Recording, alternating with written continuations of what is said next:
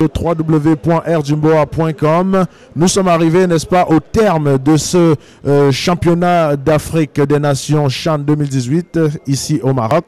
C'est aujourd'hui, dimanche 4 février, que se jouera tout à l'heure à 19 h au stade Mohamed V de Casablanca la finale qui opposera le Super Eagles du Nigeria au Lion de l'Atlas du Maroc. Donc aujourd'hui, nous sommes avec un doyen qui nous vient de la Guinée et qui a suivi, n'est-ce pas, de bout en bout ce championnat. Nous allons tout simplement lui demander de se présenter pour vous et avec lui, nous allons nous entretenir avant cette finale à 19 h 30. Bonjour, doyen. Bonjour. Alors, est-ce que vous pouvez vous présenter pour nos auditeurs un petit peu? Je m'appelle M. Kamara Tanoundi, depuis le ministère des Sports de la Guinée-Conakry. Alors, Monsieur Kamara, est-ce que vous pouvez nous dire comme ça, quel est votre sentiment global de ce CHAN 2018 organisé ici à Casablanca au Maroc? En fait, nous sommes en finale ici, mais organisé, disons, sur le territoire marocain. Sur le territoire marocain. Voilà. Ok, mais je remercie d'abord la radio de m'avoir donné l'opportunité. Air Jumboa. Air Jumbo, Oui. de m'exprimer devant tous ces téléspectateurs, de presse ou de loin. Par rapport à mes remarques, à mes sentiments par rapport à ce CHAN, d'abord l'organisation a été très fabuleuse au niveau de la Fédération royale marocaine de football. Et l'accueil a été chaleureux. Pour nous, ça a été une réussite, cet événement. Alors, la Guinée dont vous êtes aujourd'hui représentant, puisque vous venez du ministère de tutelle du sport, vous avez été éliminé au premier tour, votre coach a été limogé. Est-ce que vous pouvez nous dire un petit peu plus en profondeur qu'est-ce qui s'est réellement passé pour qu'on en arrive à ça?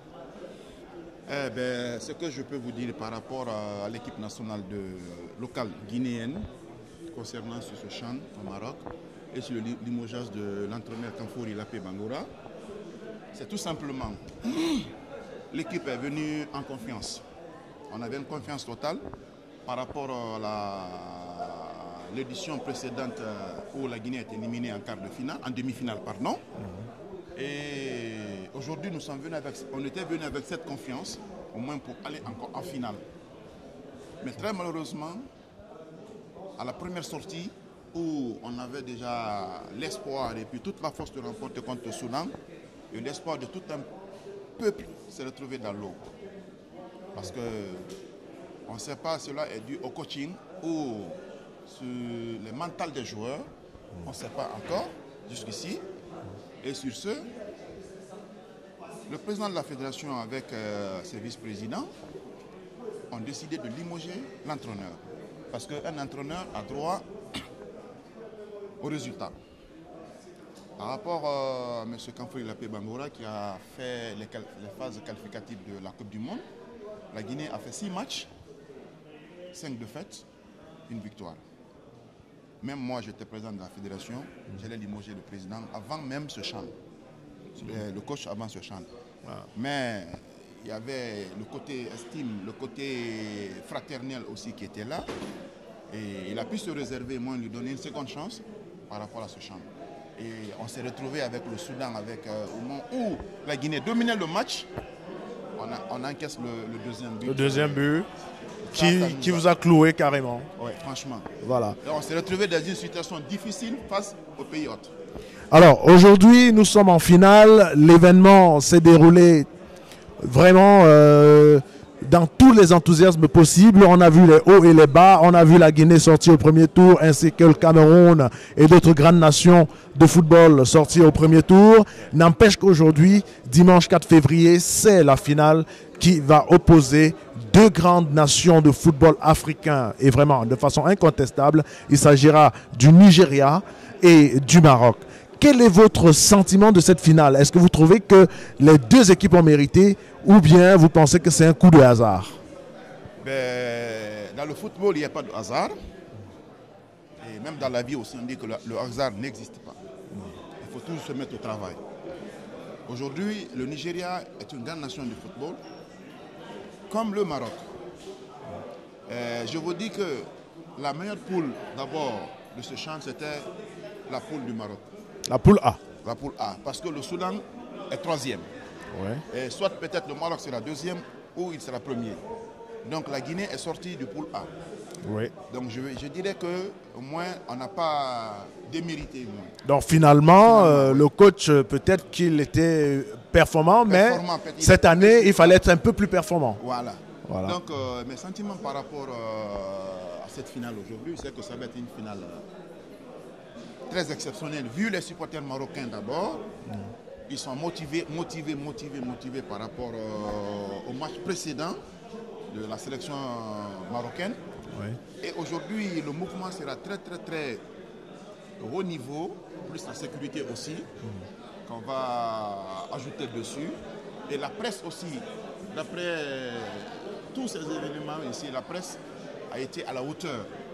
Merci. Si Nous vous remercions. Voilà, un événement aussi est digne, c'est grâce à la presse.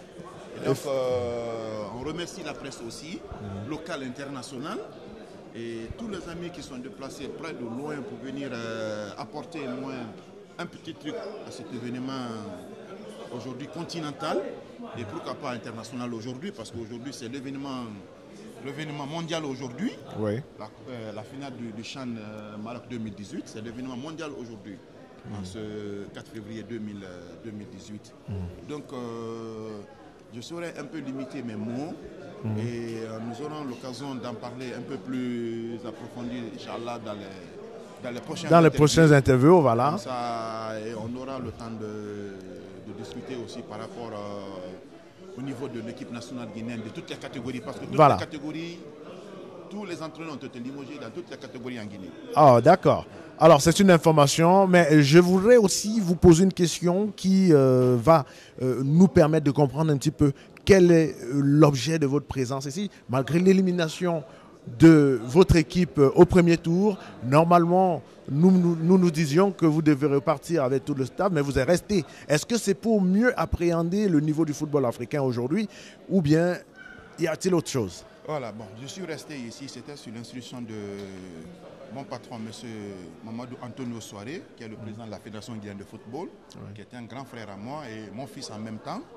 Nous sommes restés ici pour connaître le niveau des joueurs, des adversaires, parce que ce n'est pas la seule compétition qui nous lie. Oui. Et nous avons besoin des joueurs à recruter pour le championnat national guinéen. Raison pour laquelle je suis resté sur le terrain, je ne suis pas seul. Il y a d'autres aussi qui sont là. Et le président devait revenir pour la conférence, de 40e conférence de la CAF. Il devait être là. Et là, il est venu, il a suivi la mission. Et nous reviendrons encore dans quelques jours encore parce que le président, il doit présider un match africain au Maroc. Oui. Donc, raison pour laquelle moi je suis resté là, au moins pour pouvoir chercher des joueurs aussi talentueux pour le championnat guinéen. Parce que nous avons un club aujourd'hui, le Orea de Conakry, qui doit jouer les campagnes africaines, et le Afia qui joue le 8 à Cotonou. Oui. Donc nous sommes restés parce qu'aujourd'hui le football aujourd'hui est devenu pour nous, c'est notre entreprise aujourd'hui. Effectivement. Alors donc vous comptez relever le niveau du football guinéen, mais vous savez très bien comme moi qu'au niveau de la CHAN, les recrutements se passent dans les championnats locaux. Et qu'un joueur qui quitte d'un pays vers un autre est déjà disqualifié en termes de sélection. Sauf si, entre-temps, la loi change. Alors, aujourd'hui, est-ce que ce sont les joueurs guinéens que vous voulez recruter ou pas? Bon, nous recrutons tous les joueurs. Tous les niveaux. Dans tous les championnats africains. Parce que déjà, la décision de la CAF d'organiser ce CHAN nous permet de connaître le niveau de nos championnats respectifs. Oui. Excuse. Donc, raison pour laquelle nous restons là pour dépister certains joueurs d'autres nationalités. Comme déjà nous avons eu la chance de connaître beaucoup aujourd'hui, et il y a beaucoup aujourd'hui, nous sommes en contact permanent pour pouvoir les faire venir au championnat guinéen, qui a un niveau très élevé aujourd'hui, grâce au président Mamadou Antonio Soare, qui met toute sa force dans le championnat, dans le football guinéen. Et je sais que dans 2 ans à venir, le championnat guinéen au moins aura un niveau exceptionnel aujourd'hui en Afrique, Inch'Allah. Ça, on vous promet ça. Voilà. Merci, monsieur Camara, d'avoir répondu présent à notre invitation et de vous être prêté au jeu de nos questions-réponses sur rdumboa.com. Chers amis auditeurs, c'est ici que s'achève ce petit entretien avec monsieur Camara, qui est, n'est-ce pas, l'un des responsables de l'activité sportive en Guinée. Nous vous reviendrons bientôt avec d'autres interviews et d'autres personnages clés de ce CHAN 2018. Sur ce, Armel Djatche au micro et derrière les manettes, notre cher ami et collaborateur Daniel Fils Injek. Merci.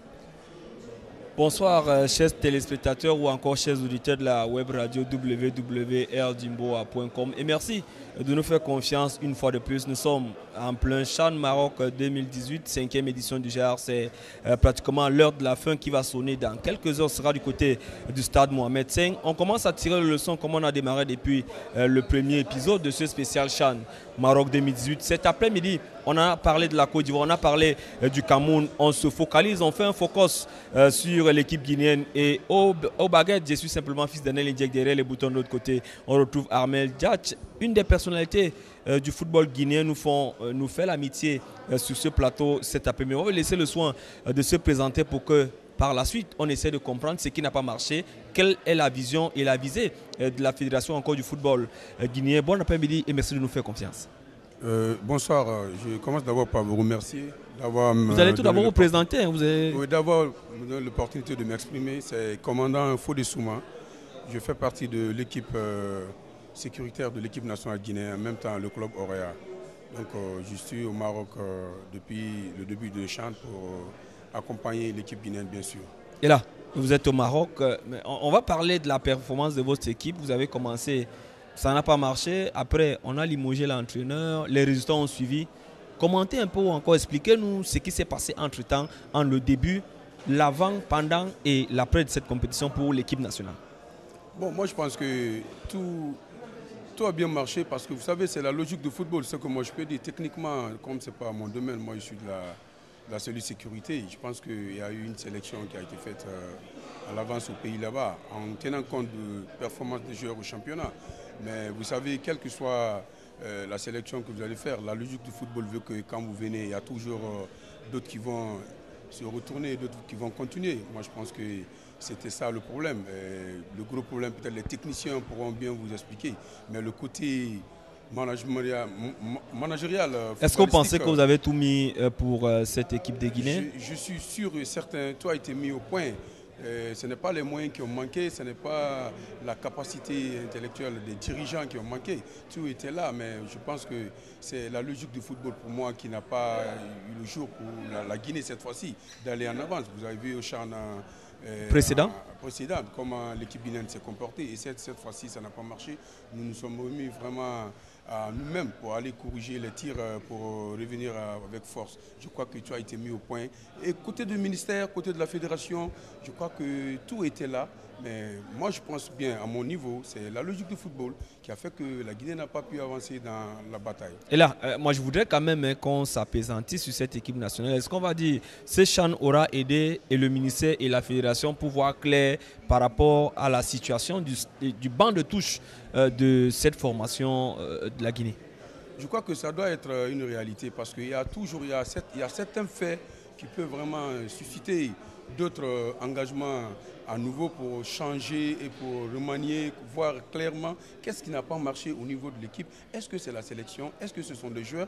Est-ce que c'est nous? Mais moi je pense qu'avec ça, les techniciens pourront bien revoir comment corriger les tirs pour revenir avec force pour la prochaine CHAN. Mais là, on va quand même se dire que c'est un projet qui est de ce côté parce qu'on se rend à l'évidence que toutes les équipes qui ont été éliminées ont rejoint le pays, mais vous êtes encore là en délégation. Est-ce qu'on va se dire c'est pour mieux voir, c'est pour mieux analyser, pour aller implémenter à la maison ou encore comment on va expliquer cela? Bon, vous avez vu beaucoup de personnes au Maroc actuellement, peut-être par la conviction du football, mais d'autres sont là déjà au Maroc pour d'autres services. Mais ceux qui sont venus pour accompagner l'équipe, beaucoup ont déjà rejoint le pays. Mais ceux qui sont là maintenant, peut-être pas. Le président de la fédération d'ailleurs est venu pour l'Assemblée générale. Et pour l'Assemblée générale aussi, il a été accompagné par sa délégation. Et nous autres, nous sommes là pour d'autres missions. Moi, personnellement, je suis là il y a 4 mois pour une autre mission J'ai été envoyé par mon pays pour cette mission dans le cadre d'une formation. Alors, pour étoffer. Je suis dans le staff de football. Quand j'ai entendu que mon équipe est déjà au Maroc, je suis obligé de venir au chevet de l'équipe pour faire mieux ce que je peux faire pour l'équipe. Alors c'est pourquoi cette fois, vous voyez les Guinéens présidents, toujours ils accompagnent leur président de la fédération qui est dévoué, engagé à faire mieux pour le football guinéen. Et là, on sait que c'est un travail de l'homme que vous faites souvent, le plus souvent, la sécurité des équipes nationales. Nous, les reporters se posent souvent la question, véritablement, qu'est-ce qu'on fait au niveau de cette sécurité? Est-ce que vous pouvez prendre 1 ou 2 minutes pour nous expliquer, quand on parle de sécurité des équipes nationales, voilà, c'est quoi véritablement? À ce niveau, moi, mon travail, c'est quoi? Vous savez, la sécurité s'étend sur 3 étapes. Avant, pendant et après. Vous savez, tout le groupement, dès que ça dépasse 10 personnes, il faut obligatoirement que ces enfants-là soient accompagnés par un homme responsable sur le plan de la sécurité qui peut veiller sur le mouvement des visiteurs, sur le mouvement des joueurs pour éviter que les mauvaises personnes ou les mauvais comportements ne peuvent être dans le groupe. Parce que si les enfants sont regroupés dans les hôtels, par exemple, l'entraîneur ou le président même de la fédération peut donner sa feuille de route par rapport au comportement des joueurs.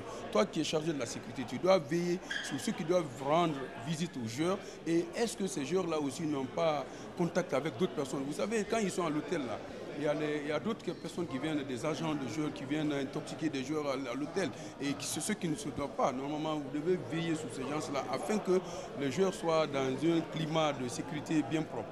Et là, aujourd'hui, on peut quand même se dire qu'au niveau de la formation, ça avance à votre niveau, bientôt ce sera la fin pour vous. Ça avance très bien, ça avance très bien. C'est une formation de haut niveau que je suis en train de faire, non seulement pour ma qualification au niveau de la gendarmerie, mais aussi pour avoir un niveau supérieur et pour pouvoir cadrer l'équipe nationale et en même temps Orea. Je suis un membre de ce club Orea qui a fait que je suis monté à l'équipe nationale. Donc jusqu'à présent, je fais mon travail partout où j'entends que le président de la fédération est présent. Je viens toujours lui montrer que ma disponibilité ne manque pas. Et là, comment comptez-vous capitaliser tout ce que vous aurez emmagasiné ici au Maroc dans le cadre de ce champ, dans le cadre de votre formation personnelle? Bon, j'ai vu que surtout que le champ a été bien organisé. C'était très bien organisé. Il y avait une bonne organisation qui a entouré cette compétition. Il n'y a pas eu de problème, il n'y a pas eu mal de problème. La Guinée, elle est venue dans les conditions les plus requises et elle s'est retournée la même chose. Le président a mis tout en place avec son staff, vice-président, secrétaire généraux, tout le monde était là. Alors les autres équipes aussi, on a vu une bonne organisation. La ville, il n'y avait pas de problème. Il y avait une ambiance infernale qui entourait déjà cette compétition. D'ailleurs, on avait voulu voir notre équipe à cette phase aujourd'hui, la finale. Mais malgré la logique du football n'a pas voulu, nous sommes retournés et nous nous remettons à nous-mêmes. Quelles sont les leçons à tirer de ce 5e Chan Maroc 2018? La leçon à tirer, il faudra bien que les gens se focalisent sur le championnat national au pays. Les sélections doivent se faire franchement en tenant compte de beaucoup de rubriques pour ne pas prochainement que les équipes viennent au champ avec les joueurs qui n'ont pas le niveau pour tenir pour contenter les amis. Le championnat. Et là, cet après-midi ou encore dans quelques heures, ce sera cette grande finale de cette 5e édition qui restera dans les annales. Maroc, Nigeria ou Nigeria, Maroc. Un commentaire? Bon, ça va être un beau match parce que le pays organisateur déjà est d'arrache-pied pour prendre la coupe. Le Nigeria n'est pas venu pour se promener. Je crois qu'on va regarder un beau football aujourd'hui et je souhaite que le meilleur gagne. Est-ce qu'on va se dire que ce sont les meilleurs qui sont arrivés à ce niveau?